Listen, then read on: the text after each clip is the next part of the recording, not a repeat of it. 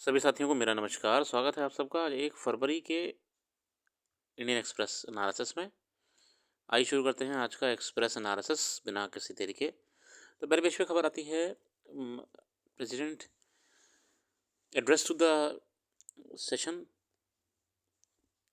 Budget session के पहले राष्ट्रपति जी पार्लियामेंट में एड्रेस करते हैं जॉइंट सिटिंग को, उसको लेके यहाँ पे एक बाइट है छोटी सी। हम आगे बढ़ेंगे अपने एडिटोरियल की तरफ।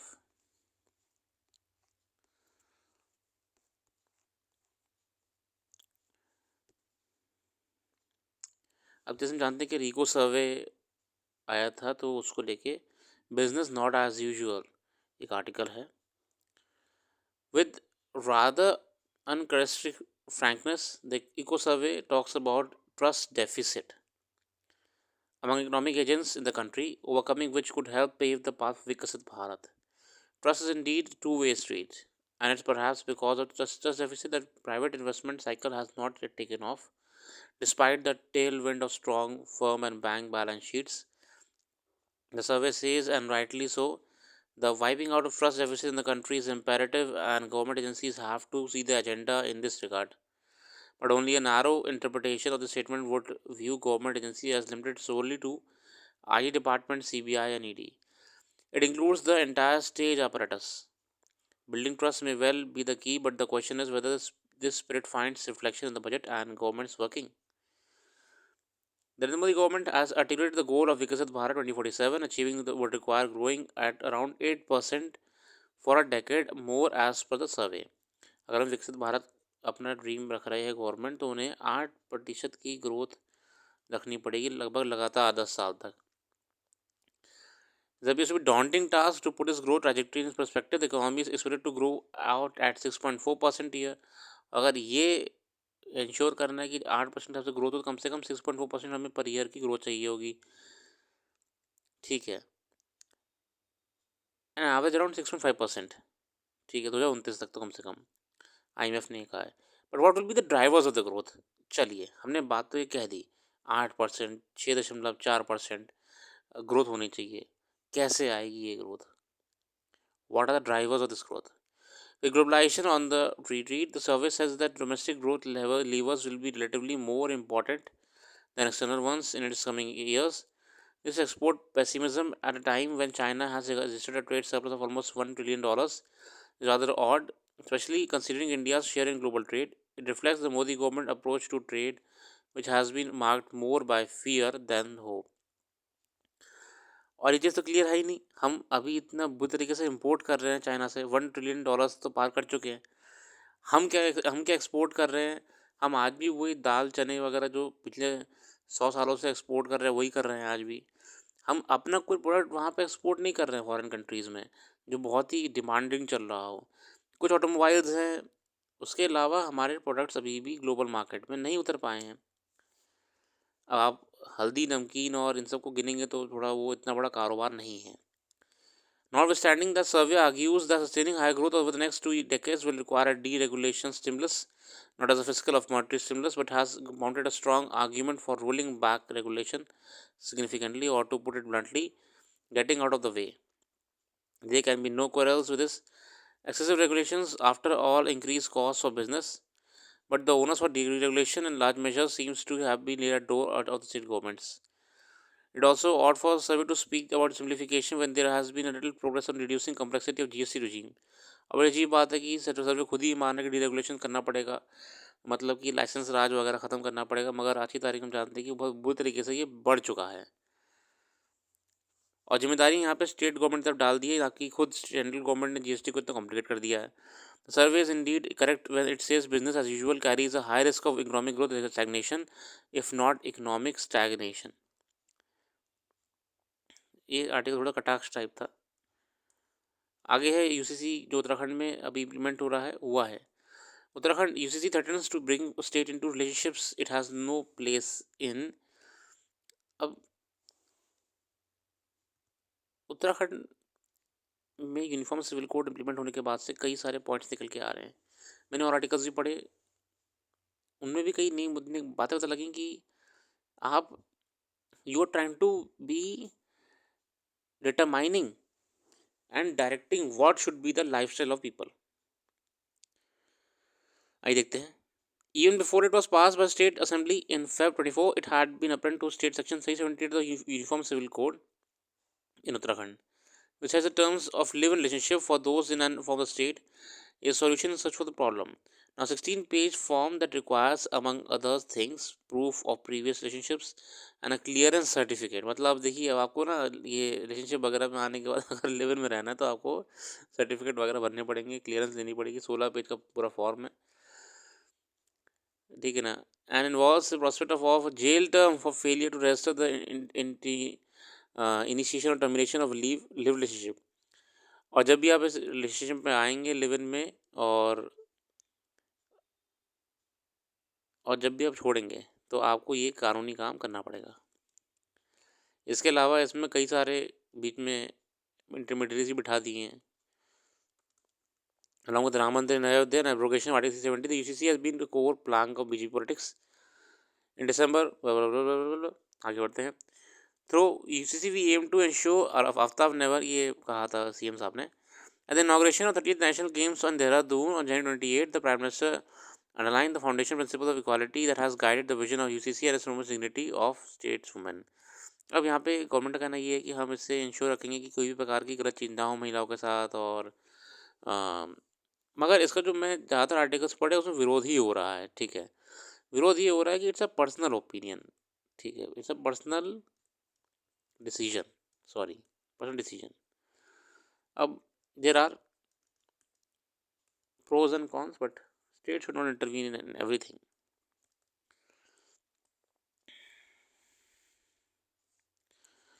आगे बढ़ते हैं। आगे वर्ल्ड पेज पे यूएस में हुई एक दुर्घटना को लेकर है।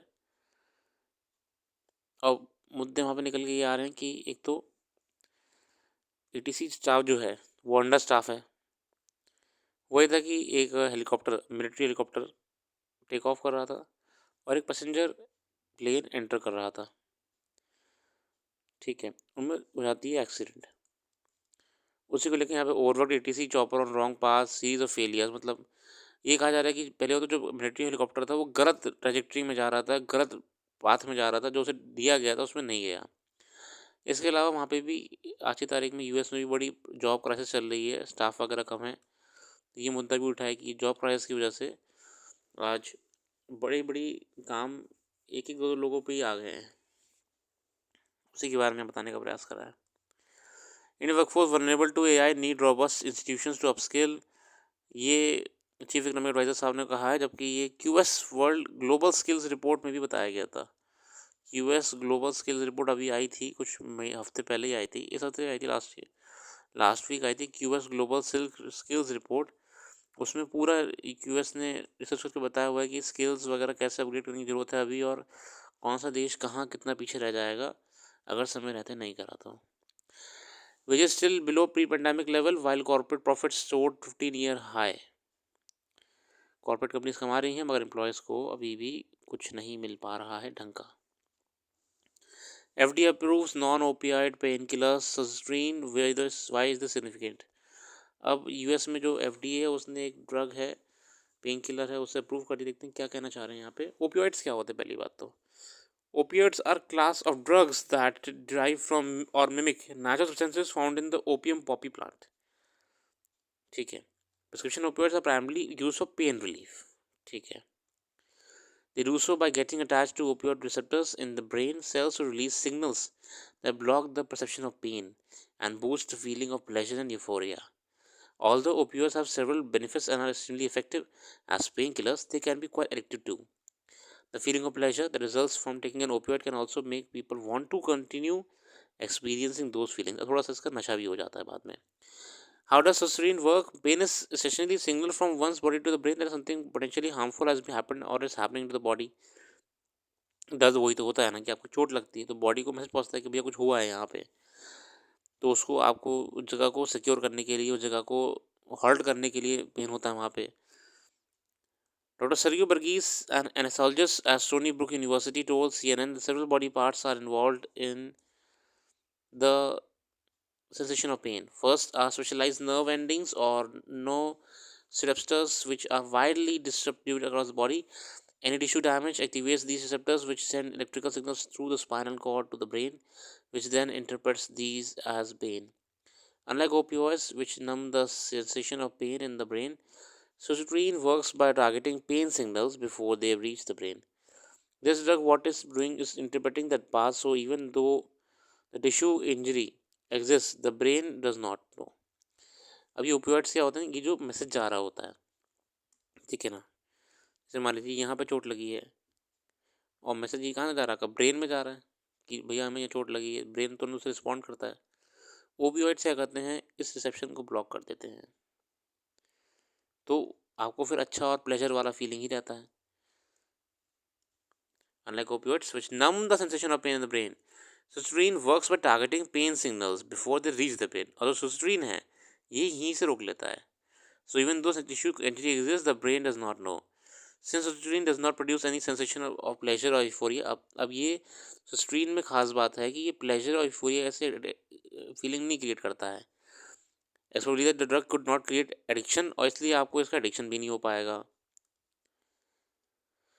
Why is it significant? Every year, tens of thousands of Americans die from opioid use. There were 80,000 opioid involved overdose deaths. US में जानते हैं कि नशा इतनी बुरी तरह जगड़ चुका समाज को, खोखला कर दिया समाज को पूरे यूएस में.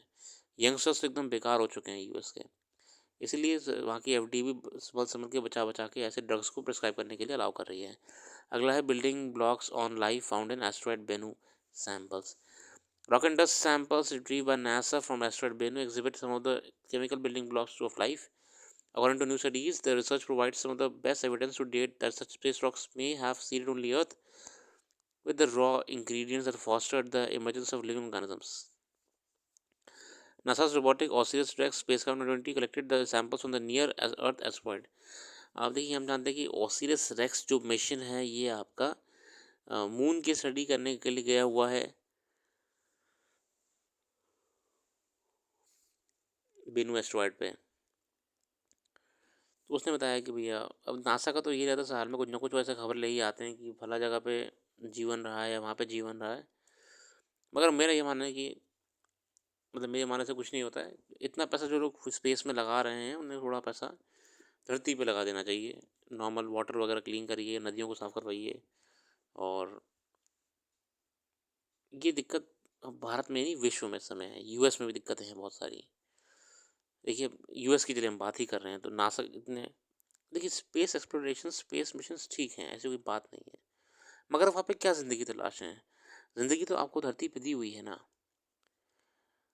जहाँ करोड़ों का बजट नासा का निकलता है स्पेस एक्सप्लोरेशन के नाम पे, और वहीं यूएसए की सबसे बड़ा शहर, सबसे फेमस, सबसे महंगा शहर कैलिफोर्निया में जब आग लगती है तो बुझाने के लिए कोई इंतजाम ढंग का नहीं होता है. रिजर्वायर सूखे हुए हैं. फायर ब्रिगेड का चीफ कह रहा है कि भैया मेरे पे सुविधा ही नहीं है, मैं कैसे कैसे आग बुझाऊंगा. मेयर अपने में मस्त है.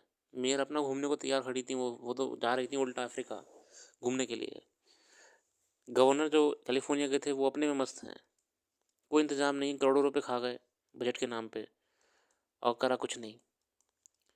तो ऐसी एक थॉट के रूप में मैंने को प्रयास करा कि प्रयास करना चाहिए कि धरती को ही पहले बेहतर करिए, बाकी बेनू पे क्या है या फिर मून पे क्या है या मार्स पे क्या है वो बात की बात है.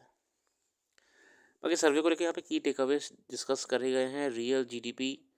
Real GDP, which maps economic activity from the demand side of the economy in the current financial year, is pegged at 6.4%.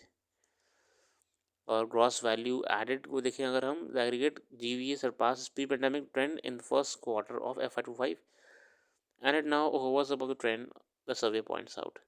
Inflation को लेकर headline inflation, the chief economic adviser said, is moderating because of moderating core inflation. Core inflation refers to inflation in goods and services except food and fuel. However, food inflation increased from 7.5% to 8.4% in the current financial year, driven by factors such as supply chain disruptions and vagaries in weather conditions. Employment को लेकर यहाँ पे कहा गया, India's labor market growth in recent years have been supported by post-pandemic recovery and increased formalization. It equates 2024 PLFS, Periodic Labor Force Survey, report that shows that all key employment related metrics such as unemployment rate, labor force participation rate, and the workers to population ratio have improved.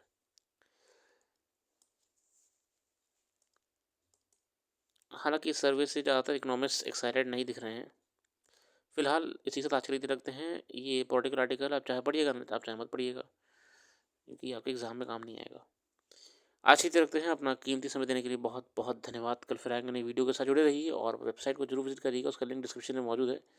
आपको detail में current affairs वहाँ पे देखने को मिलेगी, जो कि आपके आने वाले एग्जाम्स के लिए बहुत इंपॉर्टेंट है। Thank you.